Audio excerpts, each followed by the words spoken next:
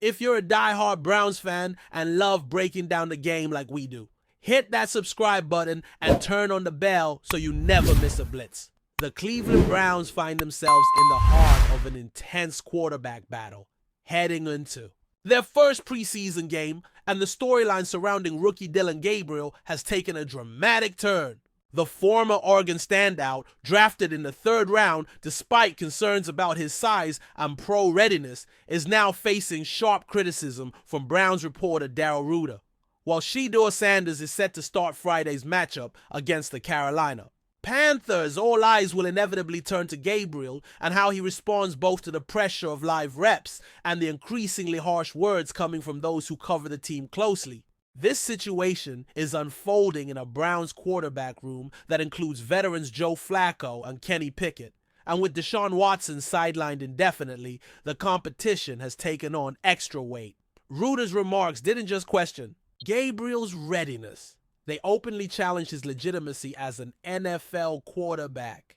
And in a league where narratives can quickly shape careers, this is no small storm. Ruder's comments weren't subtle. "He's not good," he said bluntly, dismissing Gabriel's early camp performances. "He's not an NFL quarterback. Not right now." And the fact that they keep running him out there for first-team reps, they're cramming this guy down our throats, and it's not good. Those words carry a sting, especially when considering the uphill battle most rookies face adapting to the speed and complexity of the NFL game. Gabriel, a 5'11" lefty with a solid college career, entered the league with more questions than answers. Scouts were mixed on his ceiling, some projecting him as a late-day 3 pick. Still, Cleveland's front office saw enough to grab him in the 3rd round, indicating there was at least some internal belief in his potential.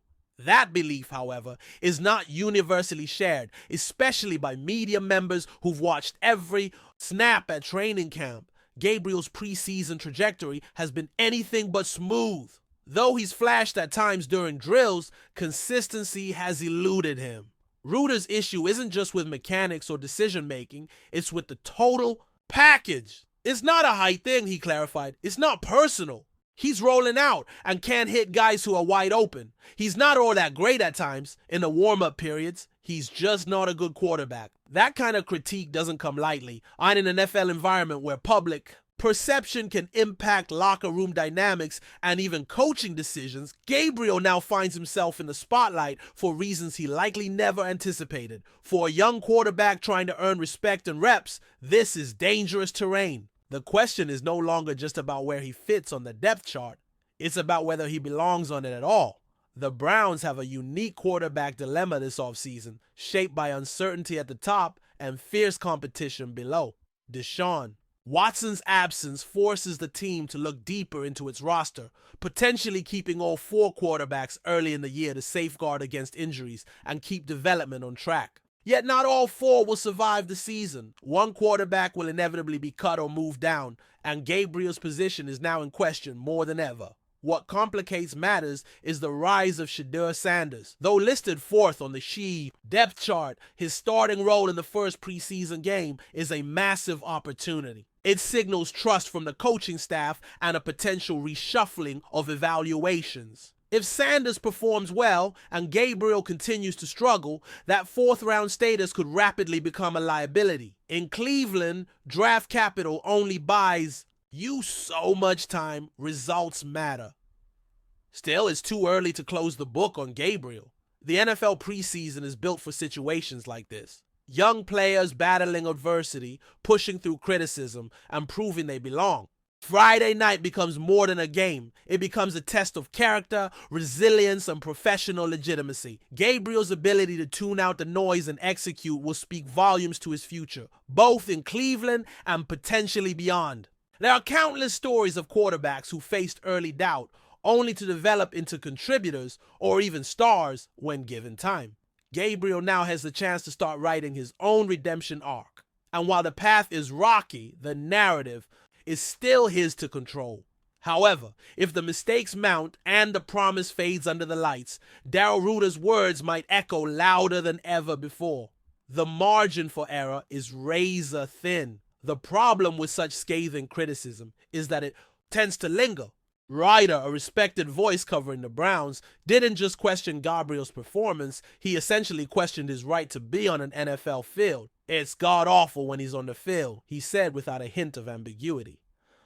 Those kinds of assessments can hurt a young player's reputation within the building. Coaches and front office members, while not directly swayed by media, are human. They hear the chatter, they see the headlines, and if Gabriel struggles in live action, that narrative can snowball into something that affects his reps, his place on the team, and ultimately his NFL future. Confidence is a delicate currency for quarterbacks, and Gabriel's will now be tested not just by defenders, but by the very city he's trying to represent. The pressure cooker just got turned up to 11. It's worth remembering that rookies, especially quarterbacks, often take time to find their rhythm. Gabriel played a different brand of football at Oregon, with offensive schemes and timing windows that don't always translate cleanly to the NFL. The speed is different, the coverages are exotic, the margin for error is almost non-existent. What's missing from Ruder's critique is any sense of patience or context. Gabriel was a developmental pick. The Browns didn't draft him to start in week 1. They saw traits worth cultivating. Whether it's footwork, a quick release, or the ability to throw off platform, those raw tools need polish. It's not uncommon for mid-round quarterbacks to struggle early. What's rare is seeing one get publicly buried so quickly by a local reporter. It puts immense pressure on a player still learning the playbook and trying to build chemistry with new teammates. And now, every snap will be under the microscope. The situation becomes even more intriguing when considering the dynamics of the Browns quarterback room. Joe Flacco brings veteran experience and a steady hand. Kenny Pickett, while still developing, has shown flashes of starting caliber play in Pittsburgh. Then there's Sanders, whose charisma and pedigree add an electric layer to the competition. Gabriel, by contrast, doesn't have a huge arm or flashy highlights. His path is grit and grind, a slow burn, not a flashbang. That makes moments like Friday's preseason game all the more critical. He doesn't need to be perfect. He needs to show improvement. He needs to move the chains, avoid major errors, and prove he can command an NFL huddle. If he can do that, he buys time. If he can't, then a third-round pick begins to look like a reach. And the Browns will be left answering questions about whether they missed on a key piece of their quarterback future. As the Browns prepare for kickoff, the eyes of Cleveland and much of the NFL media landscape will be locked onto Dillon Gabriel. Not because he's the starter, not because he's expected to light up the field, but because he now represents something bigger. The harsh, unforgiving spotlight that every NFL quarterback must eventually stand under. How he handles this moment will define how coaches view his trajectory. Will he respond with composure, accuracy, and leadership? Or will the nerves show, confirming the worst fears of his critics? This is what preseason football is all about. Storylines. That simmer just beneath the surface, waiting for a play or two to explode into full-blown drama. For Gabriel, this isn't just about football. It's about proving that he belongs, that he deserves this chance, that he's more than a soundbite in someone's radio segment. It's time for action, not words, regardless of how Gabriel performs. Friday, the larger story here is about the nature of opportunity in the NFL. The league is ruthless, yet filled with stories of late bloomers and second chances. If Gabriel struggles, it doesn't have to be the end, but it will be a defining moment, especially given the tone that's been set around him. The pressure is enormous, but it comes with the territory. For every rookie who makes a splash, dozens fight in the shadows, trying to carve out a place. Gabriel may not be the next franchise quarterback, but he can still prove he's more than what the headlines suggest. He can start by silencing the doubt, at least for a night, with poise, effort, and execution. One preseason game won't make or break his NFL career, but it might change the conversation. And for now, changing the conversation might be the most important thing he can do. Enjoying the content so far? Smash that like button and drop your take in the comments. We want to hear what you think about the Browns this season. The NFL world might be heading for a serious shakeup in Cleveland as an explosive rumor has started circulating from behind the scenes at the Browns facility. Sources close to the situation, who have chosen to remain anonymous for obvious Reasons claim that star cornerback Denzel Ward has completely lost trust in quarterback Deshaun Watson. In fact, according to these rumblings, Ward has gone as far as telling people inside the organization that he refuses to play another snap if Watson is still on the team. That's right, not another snap. If true, this is a massive development, not only for the Browns locker room, but for their entire season outlook. Remember, Ward has been a cornerstone of that Cleveland defense for years, and hearing he's willing to draw a line in the sand over Watson, that's something nobody saw coming. But as always in the NFL, where there's smoke, there's usually a fire smoldering underneath. This apparent rift reportedly stems from a series of incidents that have been building tension throughout the off-season. While there hasn't been an official statement from either camp, several insiders say the relationship between Ward and Watson began deteriorating months ago during training camp prep. Some say Ward has questioned Watson's leadership, suggesting privately that the quarterback's presence is a distraction to the team and its culture. Others claim Ward has been vocal about his frustrations with Watson's inconsistent performances and the way he carries himself behind closed doors. There's a growing belief that Ward feels Watson hasn't earned the respect he demands in the locker room, especially not after the off-field controversies and injuries that have defined his Cleveland tenure so far. The tension has reportedly spilled over into defensive meetings, where Ward has supposedly refused to even acknowledge Watson during walkthroughs or film sessions, creating a palpable divide in the room.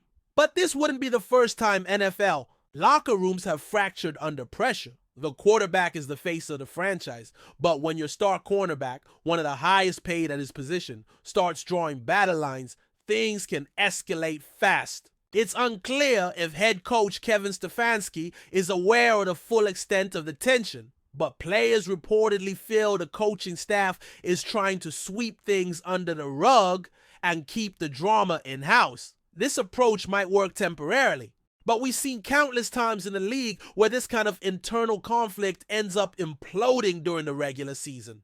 Think about teams like the Seahawks during the later Legion of Boom years, or even recent drama with the Cardinals. When the defense and the quarterback stop trusting each other, it's almost always a matter of time before the locker room turns toxic. And the Browns, already carrying playoff expectations, simply can't afford that kind of chaos right now. What adds even more fuel to the fire is that some Browns defensive players are reportedly siding with Ward, according to whispers coming from people who've spent time at camp.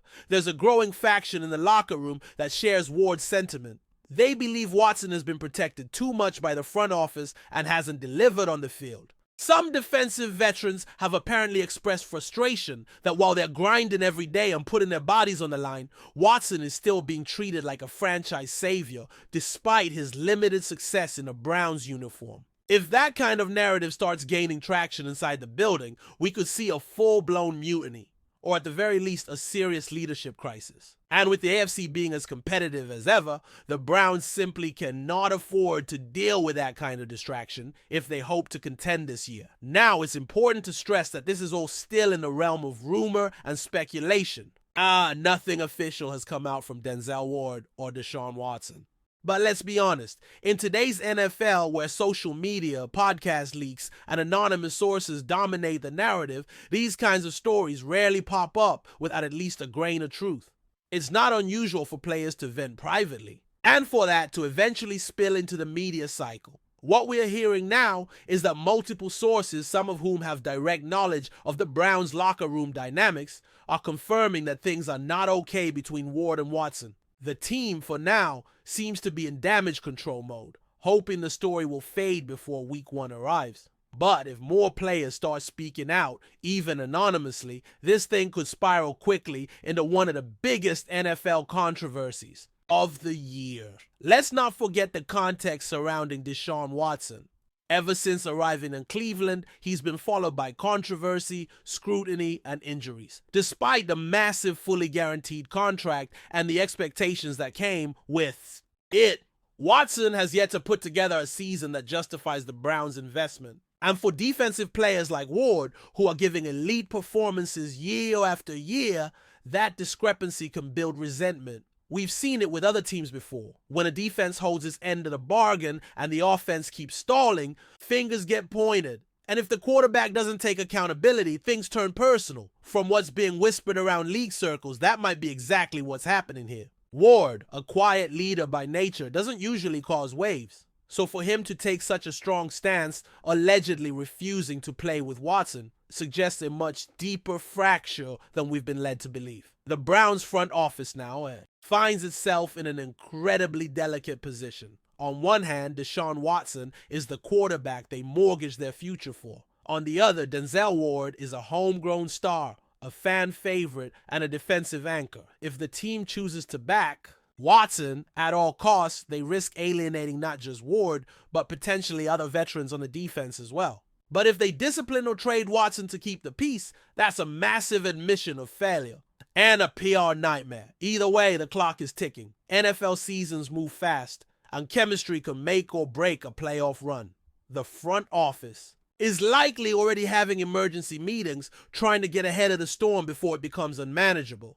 But if Ward's alleged refusal to play gains public traction, the Browns could be forced to make an impossible decision, one that might shape their franchise for years to come. We've also heard that agents around the league are paying close attention to this situation. If Ward truly digs in and refuses to play with Watson, other teams might start circling like sharks, sensing a rare opportunity to land a Pro Bowl cornerback. The trade deadline isn't for a while, but the NFL rumor mill never sleeps, and general managers are always listening. If this rift deepens, don't be surprised if teams like the 49ers, Ravens, or even the Patriots start inquiring about Ward's availability. At the same time, Watson's camp might try to spin the narrative, portraying Ward as the problem to protect their quarterback's image. This could get ugly fast, and especially if reporters start digging deeper or if either player posts something cryptic on social media. The Browns season could hinge on whether cooler heads prevail behind the scenes or whether pride and ego send everything crashing down. As it stands, we're dealing with whispers, locker room murmurs, and a cloud of uncertainty hovering over the Cleveland Browns. The team has not issued any public response, and both Denzel Ward and Deshaun Watson have remained silent, at least for now. But that silence is deafening. In the NFL, these things rarely stay buried for long. If Ward truly meant it when he said he won't share the field with Watson again, then someone's going to have to blink, and soon. Whether it's a private sit-down between the two, a locker room intervention, or even a trade, something has to give. Otherwise, the Browns risk letting this feud consume what should be a promising season. Fans are already speculating online, dissecting every move, every tweet, every practice snap. And while this might still be just a rumor, it has all the ingredients of something much, much bigger brewing beneath the surface. So now the spotlight is squarely on Cleveland. Training camp is underway. Preseason games are around the corner, and the clock is ticking. How long can the Browns keep a lid on this story? Can Stefanski and the coaching staff patch things up before the regular season begins? Or will this internal drama explode into public view and derail everything the team has been building? One thing's for sure, this isn't just another locker room spat. If Denzel Ward truly refuses to play with Deshaun Watson, we're looking at a crisis that could shake the very foundation of the franchise. Stay tuned, because if history has taught us anything, it's that situations like this rarely end quietly. And when it comes to NFL drama, the Cleveland Browns might be entering a storm they never saw coming, or worse, one they saw coming and chose to ignore. Let's see how long they can keep this from boiling over. Thanks for riding with us on another Browns Blitz. If you liked the video, share it with a fellow fan, hit subscribe, and ring that bell so you're always part of the Dawg Pound conversation. Go Browns!